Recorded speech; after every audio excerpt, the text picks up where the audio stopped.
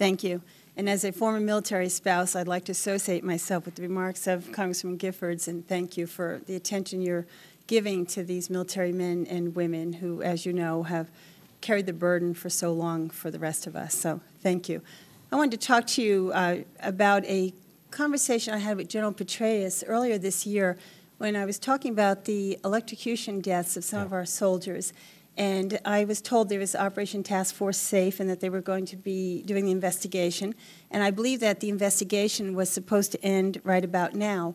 But again comes some horrible news about a former military man who came as a contractor to Iraq, Mr. Hermanson, and he was recently electrocuted.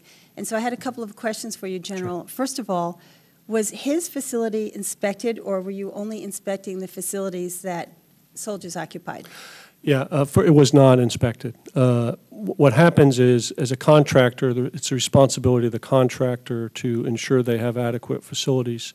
So we were not inspecting those facilities. However, since that incident, we have sent Task Force Safe over to first outline to all the contractors what's expected of them in terms of proper safety requirements.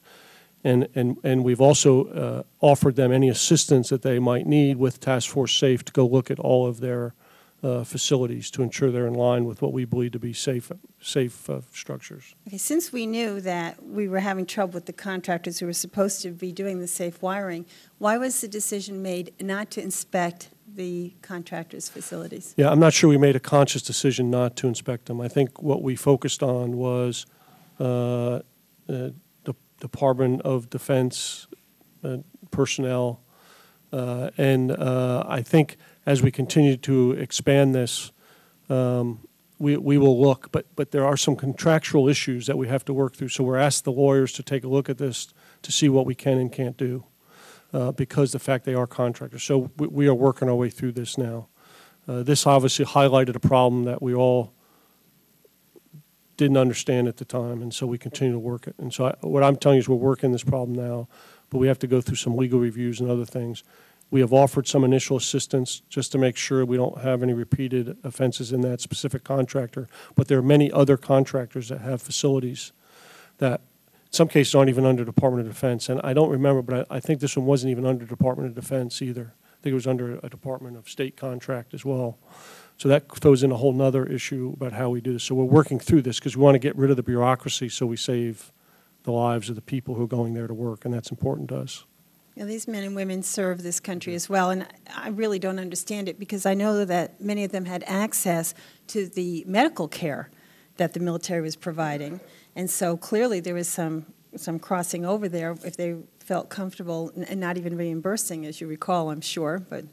So I just can't understand what happened there. Were there any other services provided for the people in those buildings? Yeah, I have to get back with you. Okay, if you could do that, yeah, I would appreciate that. Now, one last question. Can you comment on why the Department of Defense has declined to investigate the apparent electrocution of the American Department of Defense contractor? Again, I have to go ahead and take a look at that and see exactly what happened. Okay, I'll get you an answer back on that. I would appreciate that, sure. General, because I feel very certain that when that family sent their loved one over to serve this country, they expected that we would do what we could to protect sure. all of them, whether they were in the uniform or whether they were serving as civilians. Thank you, and I yield back. Okay. Thank the gentlelady. Mr. Kaufman, second round.